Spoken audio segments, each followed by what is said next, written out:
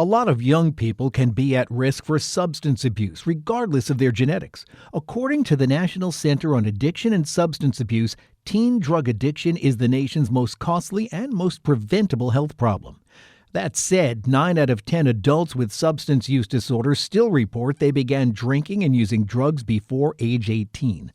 According to Jessica Lahey, parents and educators need to understand the roots of substance abuse, identify those most at risk for addiction, and offer timely, practical steps for prevention. Lahey is a veteran educator who writes about education, parenting, and child welfare for The Atlantic, The Washington Post, and The New York Times. Her new book is called The Addiction Inoculation: Raising Healthy Kids in a Culture of Dependence. The Best of Our Knowledge's Elizabeth Hill talked to Jessica Lahey about the book, her job working with recovering teens, and her own recovery. When I was about a year into my own recovery, I now have about 6.5 years, my home group I sent myself out from my home group to go speak at this rehab facility that houses adults and kids. And I got there, and as a teacher of, at that point, 15 years, I sort of looked around and I said, wait a second. If these kids are here all the time, they must have to go to school here. And I was looking for a part-time teaching position, and it just worked out so beautifully. And I started working there right away and stayed for 5 years. I loved it so much. Now, it can't be the easiest thing to teach children at a rehab because they don't want to be at the rehab, let alone be educated at the rehab. You're so astute. That's absolutely true. How did you work with the kids? What were some of the challenges that you had to overcome there? I've always been really interested in what works for really engaging kids, for engagement, and there it really taught me a lot of tricks. When you have kids who are really resistant to paying attention, to lifting their head off the desk, especially, some of them have just come off of detox, and so they're not feeling very well. And many of them had undiagnosed learning issues or learning issues that had only recently been diagnosed, and so they'd had years and years and years of being made to feel stupid. For me, it really moved the goalposts in terms of what a successful teaching day was. And for me, if I could get them reading a book, if I could get them to lift their head up and ask a question, if I could get them to just look at me for any period of time to let me know that they were paying attention and interested in what I was talking about, then those were really huge wins for me. They sound like small things, but they were huge wins. And getting them to trust me was a big battle as well. They've had a lot of adults in their lives who have let them down. So I had to be an adult who could not let them down and would do just about anything to get them interested in learning. How has your experience with addiction changed the way that you deal with students who are dealing with that same issue? There's this wonderful push now to talk about things like trauma-informed teaching. And for me at the rehab, whenever I had a kid act out in class, it was never really about that moment. It was either because they were testing me to find out if I would get angry and push them away and leave them or reject them the way a lot of other adults had, or it was because they were dealing with the discomfort of newly dealing with emotions they hadn't had to deal with in a long time until the drugs were taken away, or just because they were feeling bad or uneasy. And, lots of moments that I had to look and say, okay, this is not about, I can't take this personally. It's not about me, and it's not about just being angry or a bad kid or a defiant kid. This is about something much deeper, and I got to stick with this and let them know that they can trust me to stick with them even when they're acting in a way that makes it really, really hard to stick with them. And that emotional remove takes some practice. That not taking it personally takes some practice, and it takes a lot of reframing on the part of the teacher to realize, nope, they're not mad at me. This isn't about me. This is about them, and I have to focus on them and help them get to a place where they can start to learn again. I'm sure there are teachers out there who feel that it's not their job to help students with substance abuse issues. How do you get them to care, or is it even worth the effort? Oh, this is such a great question. Substance abuse is so tricky, and I can guarantee you that you probably, if you're a teacher, you probably have some kids struggling with it. If not their own substance abuse, then a parent or a sibling that's going through it. And substance abuse really affects everyone in the family. And so I think it's really important to remember that it's not, it's a systemic problem within a unit, and not always just the kid right in front of you. And the reason that it's really important for us to pay attention to these things is that, these kids are not always, are often treating themselves for things that are going on in their lives that are really difficult to handle, whether that's anxiety, depression, feelings of intense alienation, or things that we as teachers maybe should be picking up on, like, they're having academic failure, which is a really big risk factor for substance abuse, or an undiagnosed learning issue, or they're treating something traumatic that has happened in their lives, a so-called adverse childhood experience, such as maybe abuse or neglect or substance abuse in the home. So substance abuse is something that we need to be thinking about as a contributing factor for academic failure. And that's a big, big picture that's not just about whether or not they can get an A on next Friday's test. What advice do you have for schools when it comes to substance abuse, or what can teachers do for children who are maybe returning from inpatient care or participating in outpatient care? Well, the biggest thing we can do for everyone is to take part, use an evidence-based substance abuse prevention program. And only 57% of the schools in this country actually use any kind of substance abuse prevention program, and only 10% of that 57% are using a program that's evidence-based. And it's really important to stick with a great evidence-based program. And the problem also with not using a program is that, or not having a program, is that you're also setting kids up to not have a bunch of skills that's part of something called just social emotional learning.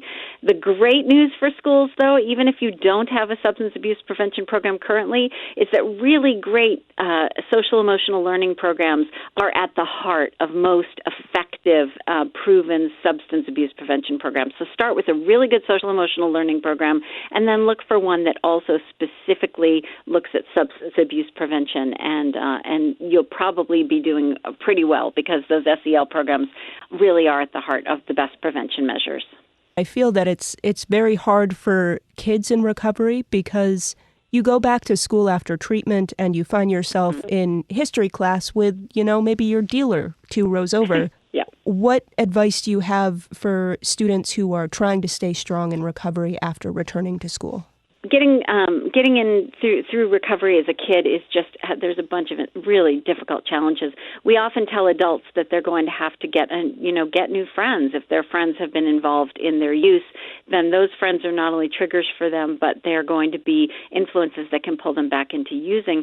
But you can imagine for kids, it can be really difficult to tell them to just get away from the people who cause their use, because for some kids, that can be their family, that can be a sibling, that can be a parent, that can be a friend, that can be someone that they interact with on a daily basis. And just telling a kid to stay away from those people is a really difficult thing to do, because they don't have a lot of autonomy and control over their immediate environment.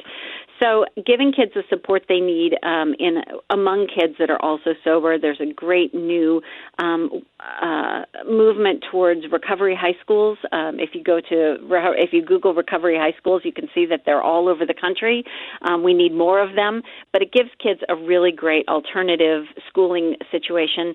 And not a lot of kids these days can go to an inpatient rehab anyway. These are more community-based opportunities are being offered to kids these days, and so they'll often give ways for kids to handle, things like, do I have an exit strategy when I go out with friends? Do I have refusal skills?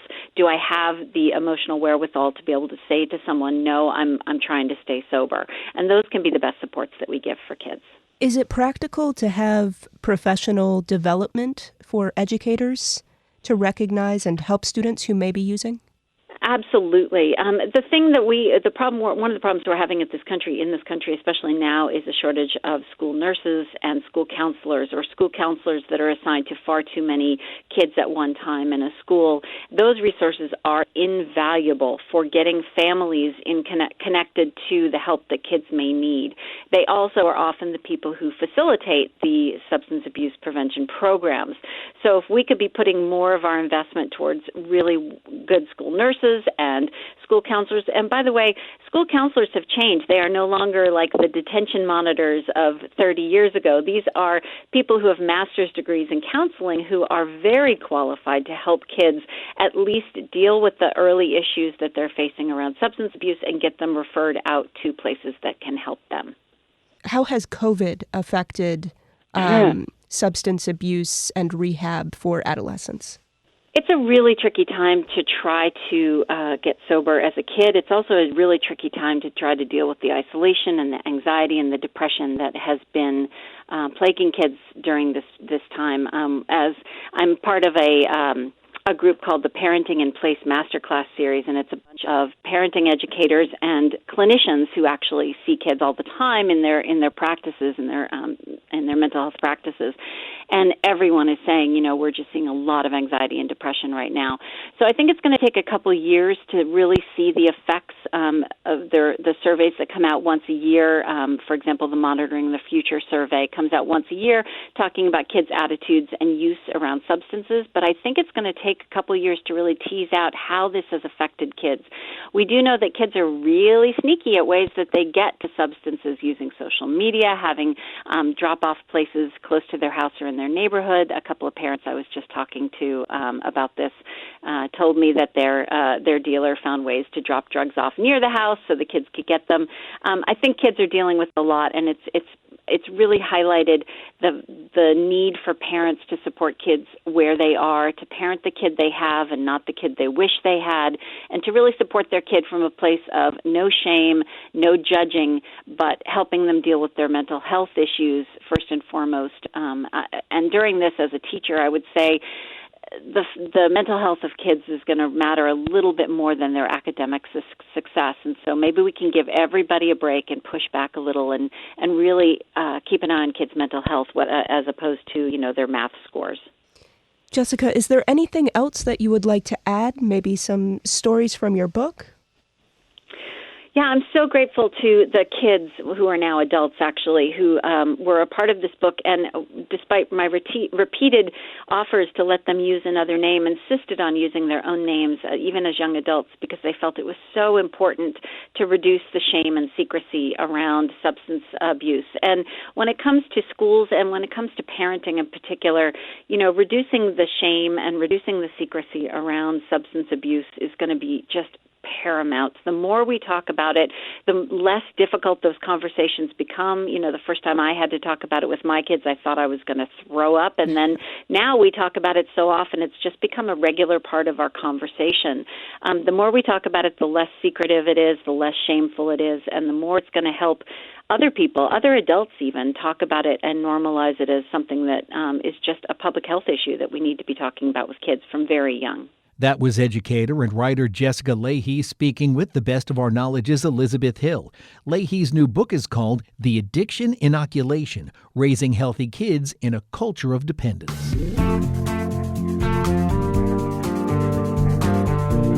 Still to come, so what have we learned after a year of living with COVID-19? We'll get some answers next on The Best of Our Knowledge.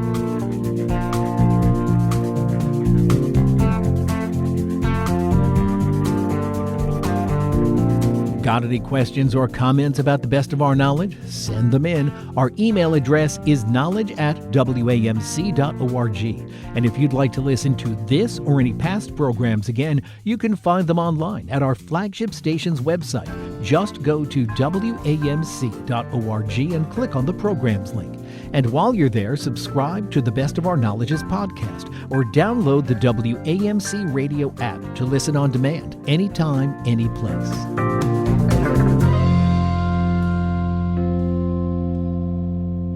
This is The Best of Our Knowledge. I'm Bob Barrett.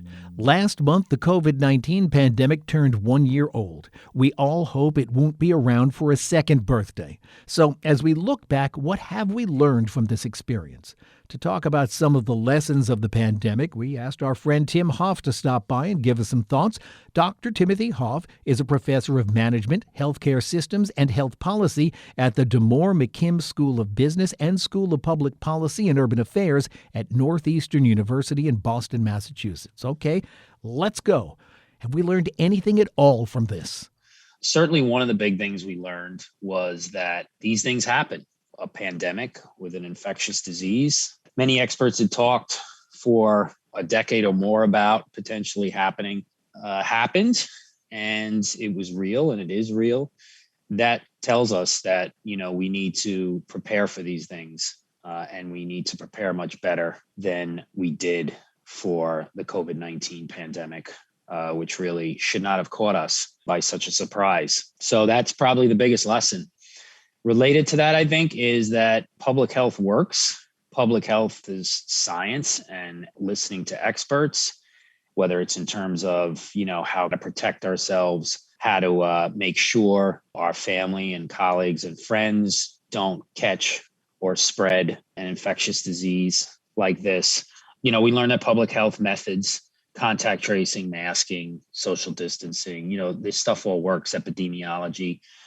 And so we need to consider that moving forward. And we need to make sure we invest more in public health, and not only in our country, but everywhere. That's part of the lack of preparation that we encountered, that we have a public health system that was weakened and underfunded. And we saw how that played out during the pandemic. So that was the second thing. And then I think the third thing is that, I guess is more philosophical. We learned that, as people, as individuals, as citizens, we can do hard stuff if we need to try and help each other out and get through something like a pandemic. It certainly shows again that, we're resilient as human beings, and that, we've gone now for a year wearing masks, suspending our social lives, missing vacations, teaching our kids from home. And that's not to minimize the hardships that everyone has had to go through. But I think we've proven that we're capable of a lot when called upon to do it. You talk about funding public health. Should some of that funding go into just public education of health? Because there has been, we have done a lot of things to fight this pandemic, but there has been an awful lot of pushback from people who just say, I don't believe that. No. Yeah, it's a good point. We do need to put more time and effort into educating the public at every turn. There were, as I look back on the last year, as a health policy person, and a public health person, there were communications, there were messages, there were moments where we could have, as a nation, done things a lot better in terms of how we tried to convince people of what they needed to do, whether it was wear a mask, or now we're looking at making sure everybody gets vaccinated. So, yeah, I think it's putting more money into the marketing of public health and good public health measures and showing the science that's involved often in these things. But it's also acknowledging too, and sometimes the field of public health is less good at this. Experts often know what experts know, and then they think everyone else should immediately know it and understand it. And just because the expert may say it once, we think that everyone should hear it, but that's not always the case. And so we need to make sure we invest in good communication, transparent communication systems that are getting messages and information to people that they can digest, think about, and use moving into the future. So it's a question of making sure we message properly and, we don't talk down to people, but we talk with them. I want to talk about schools a bit, and we'll start with universities. Were they able to react? Did they have the infrastructure to react when this started, or were we all just making this up as we went along? Right. Everybody was caught off guard with this. Nobody could properly invest their limited resources in preparing for a pandemic. I think universities and colleges were certainly forced by a financial imperative. They needed to have students back on campus if they could. They needed to have students enrolling in classes and paying tuition if they could. And so this drove a lot of universities and colleges that had resources, quite frankly, to be able to do things from a public health perspective that we know work in terms of creating a safe environment or a safer environment for people. So universities that were able to invest in a lot of testing of their students and their faculty and staff did better in being able to create environments that limited the spread of COVID. Universities that could invest in contact tracing and being able to set up dorm rooms for quarantine. Some colleges and universities, though, didn't have the resources, or just for whatever reason, were not able to do this as much. And I think those are the ones probably that are going to suffer more long-term in terms of enrollments and more negative reputations. As far as high schools, elementary schools, that's obviously a whole ball of wax.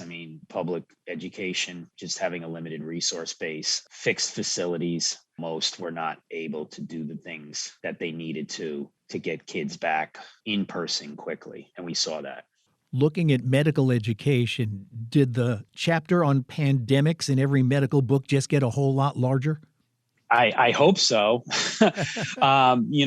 We'll see. We'll see if medicine understands their role moving forward and how to retrofit their training for their young colleagues that are coming out, becoming doctors. Certainly, I think most doctors are committed, and we saw that during the pandemic, committed to doing whatever they need to do to help their patients. The amount of heroism and bravery in the healthcare workforce over the past year has just been amazing as someone who studies healthcare. But there's no doubt that doctors were overwhelmed. And I'm not sure it's as much about teaching technical acumen. Most doctors have an awareness of epidemiology, communicable disease, theory, and methods. It's really more preparing them in areas like resilience and preparing them in areas like how to be able to work in a situation like a pandemic. And to that end, really, it's not just the medical schools and medical training, but the organizations healthcare professionals work for really failed at times to support their workers in the way that was needed in the moment while these people were sort of on the front lines doing heroic things. Was this pandemic the push that took telehealth from a quaint thing that happens in really rural areas right up to the front of the line everywhere? I think so. This is something that I've been studying. I mean, I joke around that it took a month to do what 2 decades before couldn't do, which was really get telemedicine and virtual care into the mainstream. And I think it's a good thing. And I think the early evidence shows that patients see it as a valuable complement to patient care. And certainly doctors and healthcare organizations have also seen it as really valuable. So I think telemedicine is definitely here to stay. It's always a question of money. Will it continue to be paid for at the same rate as in-person care is paid for? That's not, a guarantee. And so if it's not incentivized the right way, I think you would see doctors start to use it less again. If it remains incentivized, I think it will become a very strong complement to the traditional, more in-person care doctors do, particularly in the primary care field. I have a lot of primary care doctors I'm speaking with that just tell me, they say to me, I didn't realize telemedicine could be so valuable in doing checkups with patients, or I can look at their house and I can have them open up their refrigerator and see what they're eating. And I can get information that I normally couldn't get during a patient visit. So yeah, I do think it's here to stay. It's always a question though of it can exacerbate existing health inequities or disparities if patients don't have access to the right technology and good internet. So I will confess that I am a science fiction fan and I love Star Trek. And some of the best Star Trek episodes, the entire ship gets sick and then the doctor figures out a vaccine before the end of the hour. When you take a look at it in the real world, that's kind of what we did. Did you ever expect it to actually happen in less than a year? I was cautiously optimistic. I thought it would probably be more like 18 months to 2 years, perhaps, before it got out into widespread use. But yeah, this people should realize this is one of the real great achievements out of a really bad event that, again, shows us that our healthcare system at times can really step up and make it happen on the innovation side. Dr. Timothy Hoff is a professor of management, healthcare systems, and health policy at Northeastern University. Heard any good conspiracy theories lately? Well, if so, don't worry, it's nothing new. That's the topic of today's Academic Minute. Conspiracy theories continue to run rampant in today's public sphere. I'm Dr. Lynn Pascarella, President of the Association of American Colleges and Universities.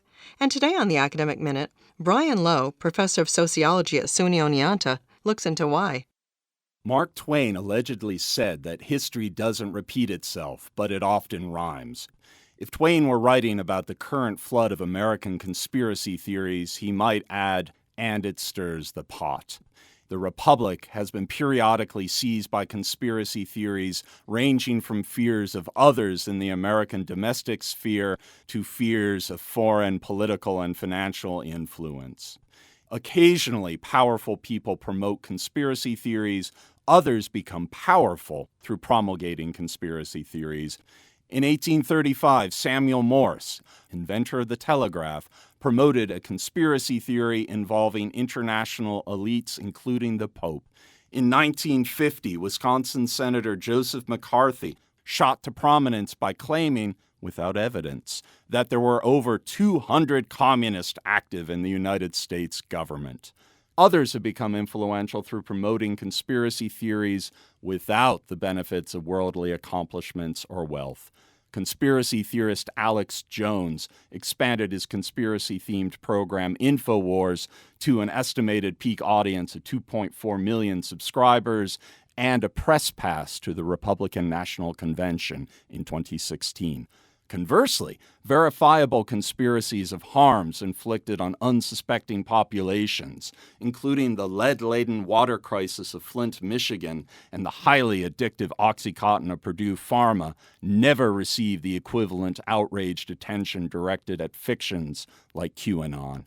In explaining current conspiracy theories, we should both examine the conspiratorial entrepreneurs promoting them and understand that misinformation may emerge from external sources, but audiences sustain and perpetuate them.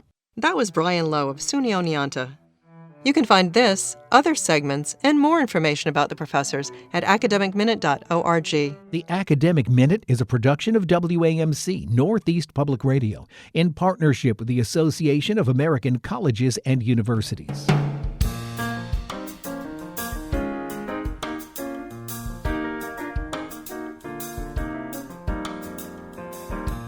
That's all the time we have for this week's program. If you'd like to listen again, join us online at our flagship station's website.